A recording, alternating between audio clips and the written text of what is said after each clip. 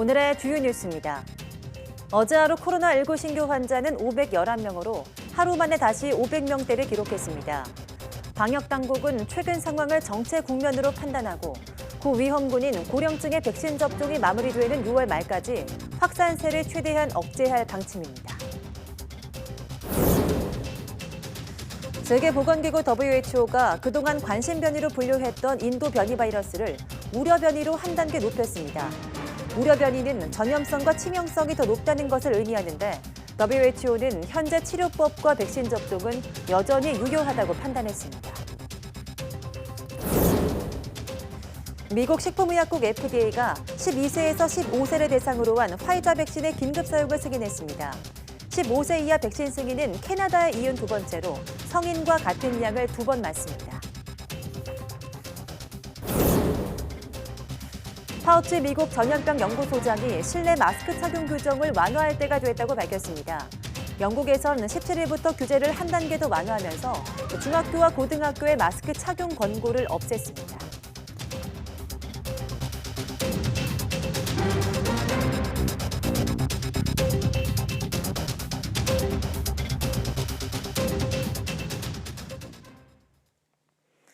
네, 여러분 안녕하십니까? 5월 11일 사이언스 투데이입니다. 코로나19 신규 환자가 하루 전보다 48명 늘어서 다시 500명대를 기록했습니다. 중앙방역대책본부는 오늘 0시 기준 국내 확진자가 511명 추가돼 누적 12만 8,283명이라고 밝혔습니다. 지역 발생은 483명으로 수도권에서만 310명이 확진됐습니다. 산발적 감염이 이어지면서 세종을 뺀 전국 16개 시도에서도 환자가 나왔습니다. 숨진 사람은 4명 늘어 국내 사망 누적은 1,879명에 달합니다. 위중증 환자는 10명이나 추가돼 누적 171명이 됐고 완치 환자는 873명이 늘어 격리 해제 누적은 11만 8,717명입니다. 백신 접종은 어제 하루 8,300여 명이 받아 국내 1차 접종 누적은 369만 2,566명입니다. 이수혁 주미대사는 미국 정부와의 접촉을 통해서 6월 전 코로나19 백신을 공급받을 수 있도록 최선을 다하겠다고 밝혔습니다. 이수혁 대사는 현지 시간 10일 특파원 화상 간담회에서 한미 정상회담을 앞두고 미국 정부 또는 미국 제약업체로부터 백신을 조기 공급받을 수 있을지에 관심이 커지고 있다며 이같이 말했습니다. 이수혁 대사는 또 미국이 한국의 사정을 잘 이해하고 있다는 이야기를 듣고 있다면서 화이자 고위 임원과의 접촉을 통해서도 지속적으로 협의하고 있다고 설명했습니다. 특히 미국이 백신을 독점하고 있다는 국제적 비판과 관련해서 미국 정부는 백신과 원료의 수출을 법적으로 통제하고 있지 않고 사실상의 통제도 없다며 미 정부의 국내용 유보 물량이 적정 수준으로 관리되면 수출 가능성이 커질 것으로 본다고 전망했습니다. 네, 코로나19 예방접종 뒤 이상 반응이 나타나도 백신과 인과성이 인정돼야 보상을 받을 수 있었는데요. 앞으로는 인과성을 판단할 근거가 부족한 중증 사례도 진료비를 최대 1,000만 원까지 지원하기로 했습니다. 또 시행일 이전 접종자에게도 소급 적용됩니다. 이영원 기자입니다. 지난 2월 26일 백신 접종이 시작된 이후 이상 반응 신고는 2만 건에 육박합니다. 경증, 중증, 사망 사례 모두 백신과 인과성이 인정돼야 보상받을 수 있습니다. 현재까지 발열 등 일반 환자 4명과 20대 뇌정맥동 혈전증을 포함한 중증 2명 등 6명만 인과성을 인정받았습니다. 알려지지 않은 인과관계가 확실치 않은 중증 사례도 꽤 나오는 부분이 있는데 이런 피해 보상 제도를 완벽하게 하는 것이 우리 국민들의 백신 수용성을 높이는 데에는 굉장히 큰 도움이 될 것이라고 봅니다. 이런 점을 고려해 정부도 오는 17일부터 의료비 지원 범위를 확대하기로 했습니다. 간병비 등을 제외한 진료비로 여러 번 신청할 수 있지만 한도는 1인당 1,000만 원입니다. 예방접종 후에 이상 반응이 발생하였으나 인과성에 대한 근거 자료가 부족해서 보상에서 제외되었던 중증 환자에 대한 의료비 지원 사업을 한시적으로 신설하겠습니다. 아스트라제네카 백신을 맞은 뒤 사지 마비 증상을 보인 40대 간호조무사가 여기에 해당합니다. 급성 파종성 뇌척수염 판정을 받았는데 백신 관련성을 평가할 자료가 충분치 않다고 본 겁니다. 백신의 유발 가능성이 국내에서 제기되는 상황에서 아직은 이것을 인과성을 인정할 만한 근거도, 배제할 만한 근거도 충분치 않다라는 의미입니다. 5차 피해조사반 심의부터 반영돼 모두 5명이 이런 사례로 분류됐는데 앞서 진행된 부분도 이 기준을 소급 적용해 재분류하기로 했습니다. 한편 근거 불충분 사례가 시간이 지나 백신 관련성이 없는 것으로 최종 판정되더라도 이미 지원받은 진료비는 반환하지 않아도 됩니다. YTN 이영훈입니다. 네, 코로나19 충격으로 저소득층의 소득 감소가 중고소득층보다 훨씬 큰 것으로 파악됐습니다. 소득 불균형이 심화되고 있다는 건데요.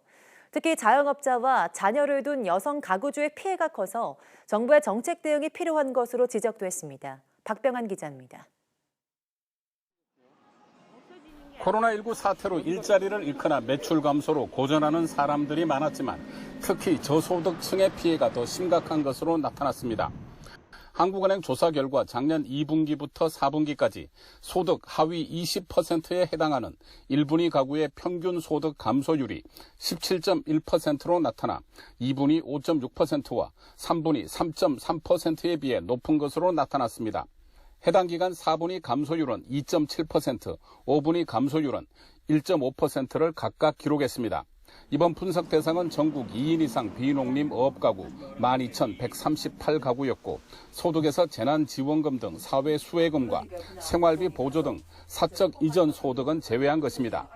저소득층 소득이 급감하면서 하위 10% 가구 소득 대비 중위 소득의 배율은 2019년 2분기부터 4분기까지 평균 5.1배에서 지난해 같은 기간 5.9배까지 높아졌습니다. 1분위 소득 감소분을 고용과 소득 요인으로 나눠보니 36.2%가 실업 등 고용 충격에 63.8%가 소득 수준 저하 충격에 따른 것으로 분석됐습니다. 즉 코로나19로 일자리를 잃는 고용 충격을 맞은 경우가 36.2%에 달했고 63.8%는 일자리는 유지하고 있지만 소득이 감소하는 어려움을 겪은 것입니다. 소득 충격도 저소득층에 집중돼 같은 기간 1분위 취업 가구의 소득 감소율이 15.6%로 2, 3, 4분위의 3.3%, 5분위의 1.3%보다 월등히 높았습니다. 특히 자영업자와 자녀를 둔 여성 가구주의 경우 어려움이 가중된 것으로 나타났습니다. 이제 자영업 부분이 아무래도 소득 충격을 많이 받은 걸로 나타났고요. 그다음에 여성 유전의 가구 역시 고용 충격뿐만 아니라 소득 충격도 많이 받은 것으로 그렇게 나타났습니다. 한국은행은 자영업의 추가적 고용 조정이나 자녀를 둔 여성 가구주의 경력 단절은 소득 불평등을 더 악화시킬 수 있어 정책적 대응이 필요하다고 강조했습니다. YTN 박병환입니다. 5월 초 수출이 지난해 같은 기간보다 80% 넘게 늘었습니다. 관세청은 5월 1일부터 10일까지 수출이 1년 전보다 81.2% 증가한 125억 달러로 집계됐다고 밝혔습니다. 1년 전보다 0.5일 많았던 조업일 수를 고려한 하루 평균 수출액은 64.7% 늘어난 22억 7천만 달러로 파악됐습니다. 품목별로는 반도체 수출이 52% 가까이 늘었고 승용차 수출이 358%, 자동차 부품 수출이 317% 급증했습니다. 또 석유 제품 수출이 128%, 무선통신기기 수출이 97% 증가했습니다. 같은 기간 수입은 146억 달러로 1년 전보다 51.5% 증가했습니다. 인도에서 코로나19 확진자가 폭증하면서 현지에 진출한 우리나라 기업들이 바짝 긴장하고 있습니다. 일단 재택근무를 중심으로 운영하고는 있지만 생산과 수요 모두 직격탄을 맞게 됐습니다. 조용선 기자가 보도합니다. 최근 코로나 환자가 하루 40만 명씩 급증해 누적 환자가 무려 2천만 명을 넘어선 인도. 현재 한국 기업들은 연일 초비상 상황에 몰렸습니다. 스마트폰과 가전공장을 가동하고 있는 삼성전자는 재택근무로 전환하고 임직원 5만 명을 위한 백신 접종 비용과 의료 물품을 보냈습니다. 포스코는 사무실 근무자는 전원 재택근무, 생산공장 근무자는 절반만 제한적으로 조업하도록 했습니다. 첸나이 공장의 주말 특근을 멈춘 현대차는 주재원 가족들을 특별기편으로 귀국시켰고 LG전자는 생산 계획을 축소 운영하고 있습니다. 뉴델리, 첸나이, 뭄바이 등 주요 도시에서 봉쇄령이 내려진 가운데 700여 개 한국 기업들은 가슴 졸이며 비상 대응에 골몰하고 있습니다. 락다운이 실시가 되고 있습니다. 이래서 우리 기업들은 대부분 재택근무를 하면서 상황을 예의주시하고 있는 상황이고요. 코트라에서는 우리 기업들이 인도 정부나 기업을 상대로 코로나 관련 보건 의료 제품을 기부할 때 이들의 운송비를 지원하는 사업을 준비하고 있습니다. 인도 코로나 대유행이 더욱 장기화하면 생산 차질뿐만 아니라 수요 급감도 걱정입니다. 판매사들이 영업을 제대로 하지 못해 지난달 인도에서 현대차는 6.8%, 기아는 18.5% 판매량이 줄었습니다. 삼성전자는 인도에서 샤오미 다음으로 매출이 많고 전 세계 스마트폰 출하량의 10%를 현지 생산에 의존하고 있습니다. 미국, 중국과 함께 세계 3대 시장인 인도가 지난해 3월에 이어 다시 최악의 코로나 대유행이 덮치면서 현지 진출 기업들이 큰 타격을 입게 됐습니다. YTN 조용성입니다. 자동차 업계가 겪고 있는 반도체 부족 사태가 결국 소비자에게도 영향을 미치게 됐습니다. 월스트리트 저널은 현지 시간 10일 미국의 자동차 업체들이 반도체 부족으로 생산을 줄이면서 자동차 가격이 급상승했다고 보도했습니다. 시장 조사업체 JD파워는 지난달 미국에서 팔린 신차 모델의 평균 판매 가격이 37,572달러, 우리 돈으로 4,180만 원으로 1년 전보다 7% 상승했다고 밝혔습니다. 월스트리트 저널은 자동차 딜러들이 최근 신차 재고가 줄어들면서 소비자를 대상으로 각종 할인 행사를 하지 않게 된 것이 자동차 가격 상승으로 이어졌다고 설명했습니다. 반도체 부족 현상은 신차뿐 아니라 중고차 시장에도 영향을 미쳤으며 미국의 중고차 평균 판매 가격은 지난해 1월과 비교해서 16.7%나 뛰어 올랐습니다. 지나 러만도 미국 상무장관이 반도체 칩 부족 문제 대응 방안을 논의하기 위해서 오는 20일 유관업계와의 화상회의를 열 예정이라고 블룸버그 통신이 전했습니다.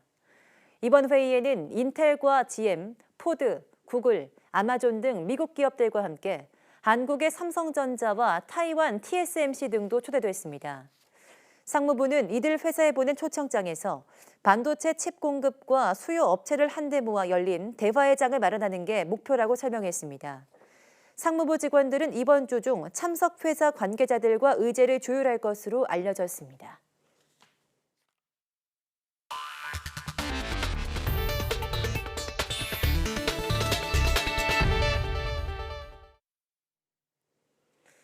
세계보건기구가 전염성이 강한 인도발 코로나19 바이러스에 대한 대응 수위를 높여서 우려 변이로 분류했습니다.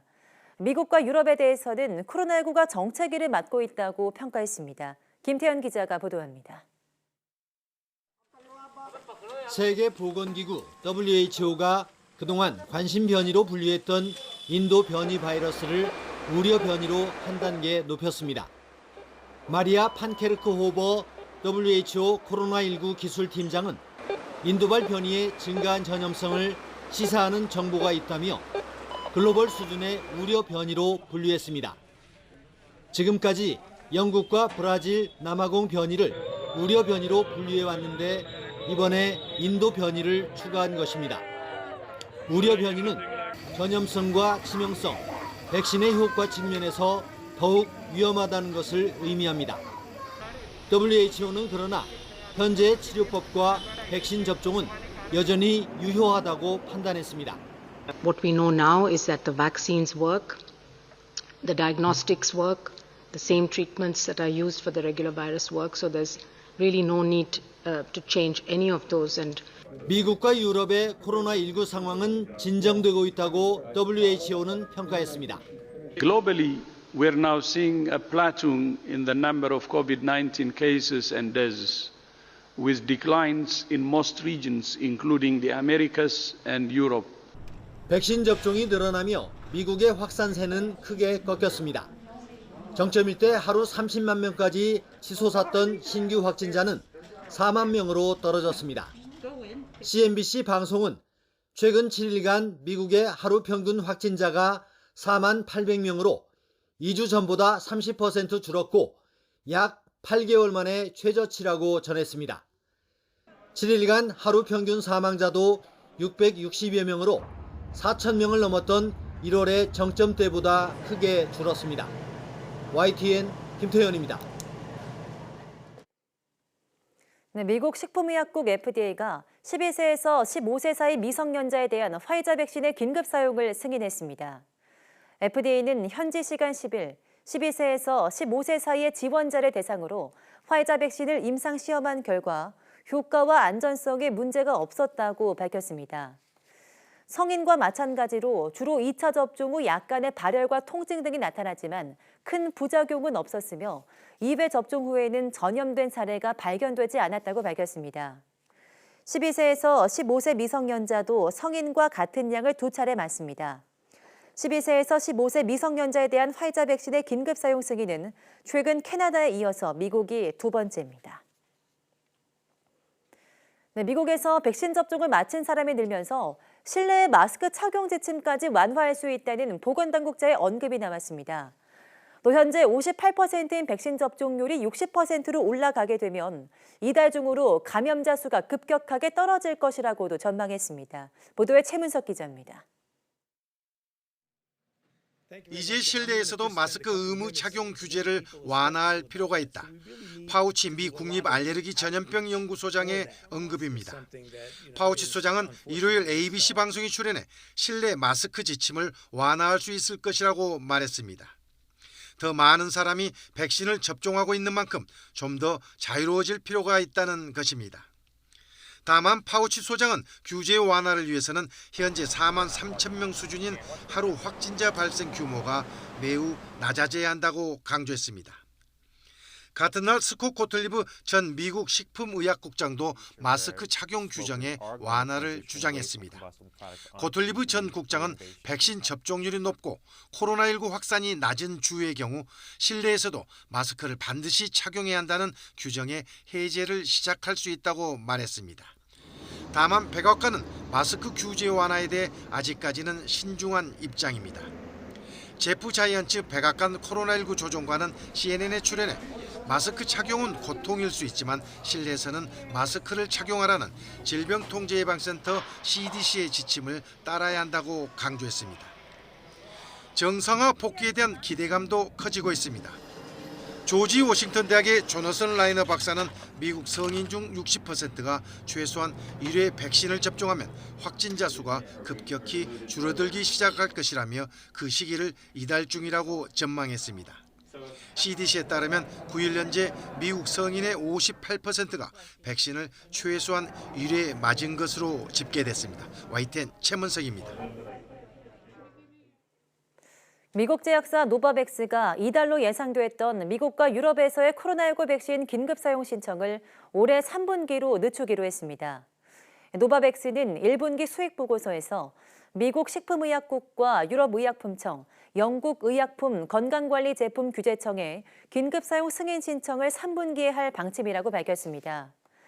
이와 함께 백신 월간 생산량 전망치도 3분기까지 1억 회분, 올해가 끝나기 전까지 1억 5천만 회분으로 기존보다 낮췄습니다.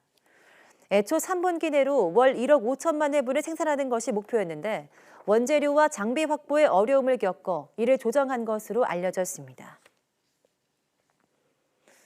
영국 정부가 오늘 17일부터 코로나19 규제 조치를 추가 완화해서 최대 6명까지 실내 모임을 허용하기로 했습니다.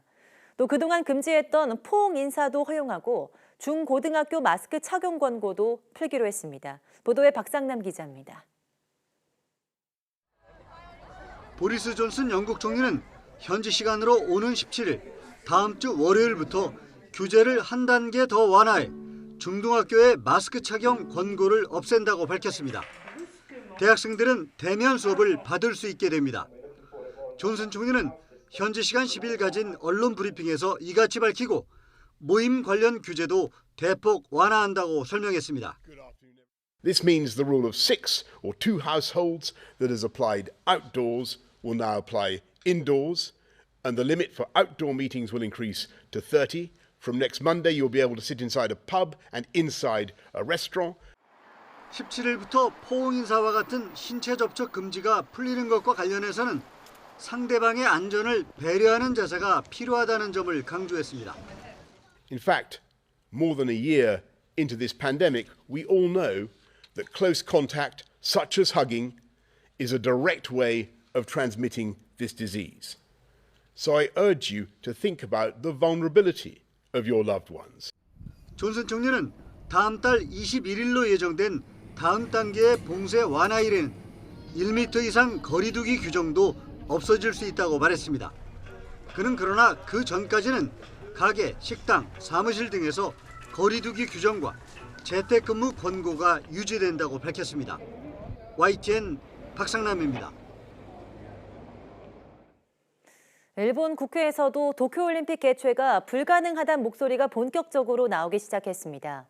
하지만 국민 안전을 어떻게 확보할지, 또 지금의 확산세가 얼마나 안정돼야 올림픽을 열 수 있을지 정부 내 누구도 답을 내놓지 않아서 혼란은 더 가중되고 있습니다. 도쿄에서 이경아 특파원이 보도합니다. 일본 제1야당인 입헌민주당 에다노 대표는 지금 같은 상황이라면 올림픽을 열 수 없다고 밝혔습니다. 자신도 올림픽 개최를 바랐지만 의료 위기 속에 강행할 수는 없다는 겁니다. 命と健康を守る、国民の命、暮らしを守る、これとオリンピック・パラリンピックの開催を両立させることは不可能と言ってもいいんじゃないかと。 올림픽 취소를 논의해야 할 시점이라는 지적에도 스가 총리는 안전한 대회를 열겠다는 말만 반복했습니다. IOC가 開催をすでに決した各国にも確認しており、開催にあたっては選手や大会関係者の感染対策をしっかり講じ 하지만 어떻게 국민의 안전을 담보할 것인지 구체적인 답변을 피하는 총리에게 비판이 쏟아졌습니다. 日本国総理大臣として答弁はたった一つですよ。国民が優先されるでしょう。守るべき命は国民じゃないんですか? 스가 총리가 임명한 정책자문 담당자는 SNS에 이 정도 감염에 올림픽을 취소한다면 웃음거리가 될 것이라는 글을 올렸습니다. 코로나 방역 실패에 올림픽에 대한 부정적인 여론이 더해져 내각 지지율이 최저 수준인 가운데 나온 이런 발언에 정부도 곤혹스러운 표정입니다. 個々のお考え、個々の発信等について政府として一つ一つコメントは差し控えさせていただきたいと思います。 스가 총리는 감염 상황이 가장 심각한 단계만 벗어나면 긴급 사태를 해제하고 올림픽 개최 분위기로 전환하겠다는 태세입니다. 일본 정부 내 전문가들은 이보다 엄격한 기준을 적용해 해제 여부를 결정해야 한다고 말하고 있습니다. 정부 내에서조차 시각이 엇갈리는 가운데 왜 지금 올림픽을 열어야 하는지 스가 내각이 국민에게 제대로 설명하지 못하면서 개최를 둘러싼 혼란은 당분간 이어질 것으로 보입니다. 도쿄에서 YTN 이경아입니다. 세계보건기구 WHO는 현재까지 북한에서 모두 2만 6천 명에 대해 코로나19 검사를 실시했지만 확진자는 나오지 않았다고 보고했습니다. WHO는 오늘 코로나19 주간 상황 보고서에서 지난달 23일부터 29일까지 북한 주민 751명이 코로나19 검사를 받아 누적 검사자 수가 2만 6천 명에 육박했지만 모두 음성이었다고 밝혔습니다. 북한은 백신 국제 공동 구매 프로젝트 코백스 퍼실리티를 통해 200만 회분 분량에 가까운 코로나19 백신을 받기로 했지만 공급이 지연되고 있습니다.